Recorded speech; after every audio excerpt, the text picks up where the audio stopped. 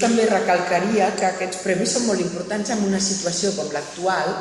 on hi ha aquest, com tots sabeu, 21% de l'IVA que taxa les compres d'obres d'art, i per tant aquests premis tenen més sentit que mai, perquè sembla que amb aquest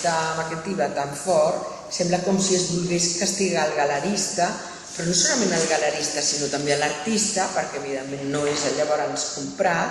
el crític, perquè si no hi ha bones exposicions no es fan catàlegs i no se li demana al crític res per escriure, i el col·leccionista, que en general o deixa de comprar o se'n va a comprar a l'estranger.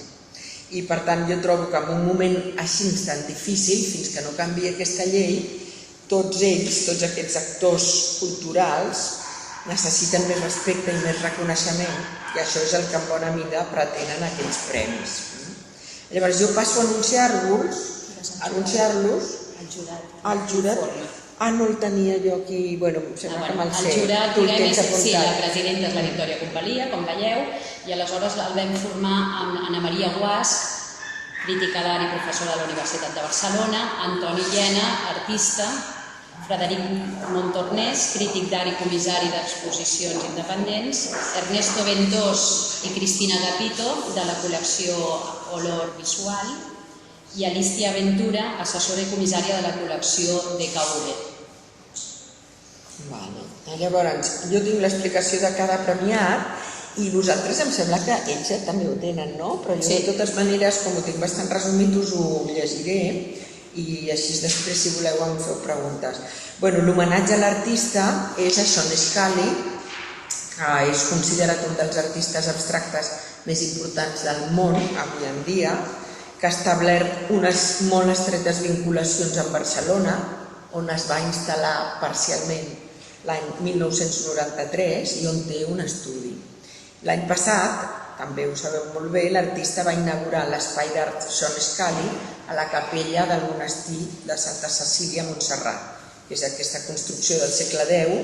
que està avui en dia completament rehabilitada i amb diverses obres donades per ell, entre d'altres 8 vitralls i 3 frescos. I aquest espai acull activitats en relació amb l'art, l'espiritualitat, el pensament literari o filosòfic. Després el segon premi, com a homenatge segon, és el galerista, que és el senyor Francesc Mestre, que ell es va iniciar en el món de les galeries tan aviat com 1970, va ser director de la Galeria Adrià el 1971 i després de passar també per la René Métras, l'any 2001 va obrir la seva pròpia galeria,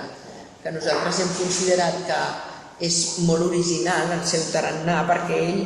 de seguida ha privilegiat dues coses, sobretot el paper, el dibuix, també el gravat, evidentment, i després els còmics. I recuperant autors de l'art català com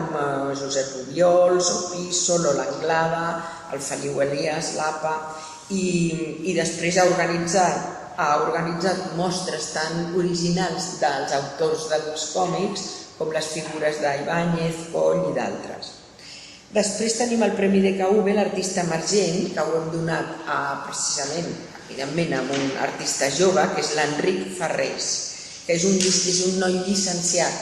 per Filosofia per la Universitat de Barcelona i en Art i Disseny per l'Escola Massana.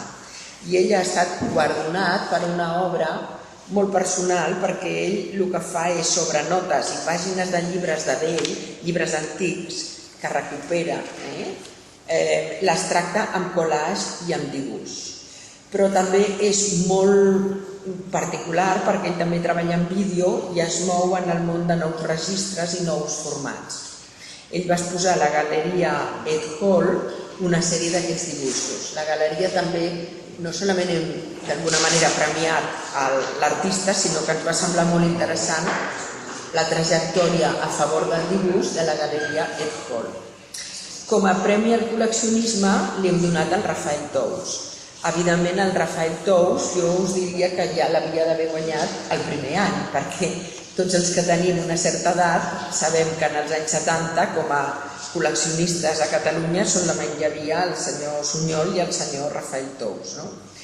i li hem donat pel seu caràcter pioner en el col·leccionisme català d'art contemporani i també ja sabeu que col·lecciona art internacional. Ell ja en els anys 70 va començar a col·leccionar art conceptual, primordialment català, amb obres de Muntades, Francesc Torres, Àngels Ribé, Francesc Abat, també de Rabascai, el grup que li diem el grup de París,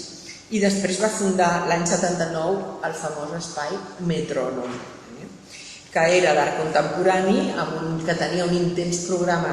d'exposicions i d'activitats com la performance, les lectures poètiques, els programes de vídeo, i que va tenir un èxit espectacular i que malauradament el va tancar l'any 2006.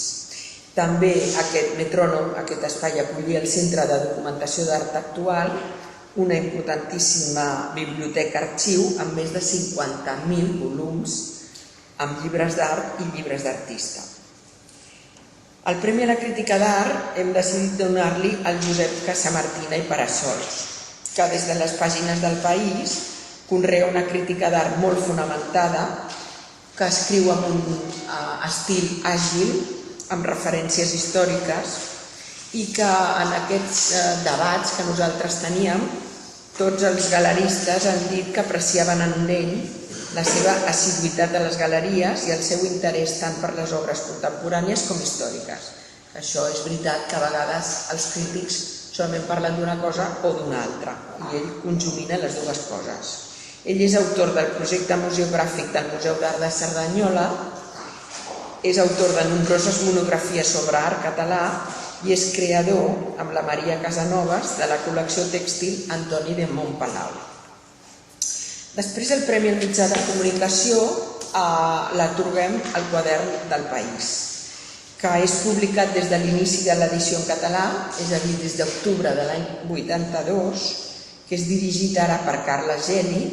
i aquest suplement es va crear amb el desig de cobrir temes culturals catalans o específics de la cultura catalana, amb una especial atenció a les galeries d'art catalanes, això ho vam recalcar tots. I col·laboren firmes tan importants com Jordi Llobet, el mateix Josep Casamartina, l'Àngel Montañés, l'Àngela Molina o el Xavier Montells, entre d'altres, i sempre té un gran rigor informatiu. El Premi al Comissariat l'escollida és la Laurence Rassel, que va comissariar la gran exposició Maria Lasnik, una exposició brillant que va donar a conèixer l'obra d'aquesta artista austríaca. La va fer a la Fundació Tàpies. L'exposició ens mostrava el treball d'una artista que era desconeguda en el nostre país, que explora el seu propi cos i el tema de l'autorretrat amb tota la seva vulnerabilitat. I les galeries d'art volen reconèixer també el pas de Laurence Rassel per la Fundació Tàpies, com a directora d'exposicions, que ho ha estat durant 7 anys, i és un càrrec que va deixar el juliol de l'any 2015, és a dir, molt recentment. El Premi a la millor exposició històrica l'hem donat a la Galeria Mayoral per la seva exposició Chillida. I també hem tingut molt en compte que la Galeria Mayoral ha iniciat una nova fase en la seva programació, proposant exposicions d'alt nivell amb artistes de renom internacional com Miró, Dalí i l'any passat Eduardo Chillida. Aquesta mostra va ser organitzada conjuntament amb la Fundació Eduardo Chillida Pilar Belzunce, la vídua de Chillida, 11 anys, és a dir, que havien passat molts anys, després de l'última exposició de Chillida a Barcelona. I a aquesta exposició s'hi podien veure 11 obres, una selecció acurada d'escultures, dibuixos i gravats d'aquest artista basc, entre els quals hi havia, per exemple, el Hierros de Temblor 3, que era tan antiga com de l'any 57. Després hi ha el Premi a la millor programació, que és una categoria nova, és a dir, quina galeria ha tingut, ens semblava a nosaltres, una millor programació al llarg de tota una temporada artística. I li hem donat a la Galeria Marc Domènech. La Galeria Marc Domènech, el 2015, va tenir una programació de gran qualitat i de gran originalitat. Exposicions com la de Jean Dubuffet va ser de nivell museístic, mentre que hi havia una que es titulava Magnelli, Melotti, Miró, que donava a conèixer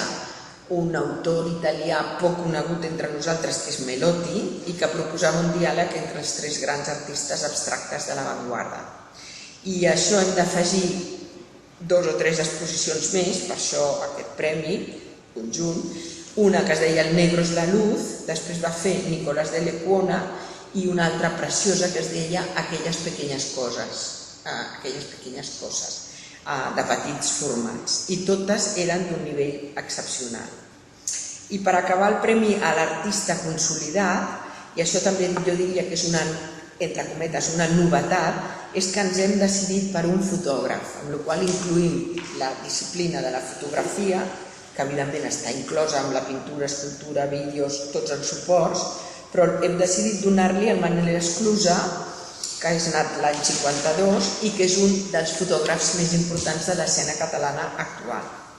Va fundar el grup Alavern amb Joan Fontcuberta, Rafael Navarro i Pere Formiguera l'any 77 i des de l'any 79 ha explorat el tema de la llum nocturna i de les ciutats amb llum de nit, especialment Barcelona. Cal remarcar que les seves obres estan, per una banda, per exemple, al MNAC, a la Biblioteca Nacional de França i a molts museus nacionals i internacionals. El 2015 nosaltres li hem donat aquest premi perquè va tenir una mena de retrospectiva que no per petita no deixava de ser molt bona a la Galeria Eure i perquè precisament es titulava Fotografies 1977-2014 i que recollia obres de tota la seva trajectòria creativa. Nosaltres hem considerat que l'obra de Manel Esclusa, que és un autor molt discret i molt, quasi bé diria, tímid, s'ho mereixia sobradament i també ens agradava la idea de tota una carrera dins de la fotografia.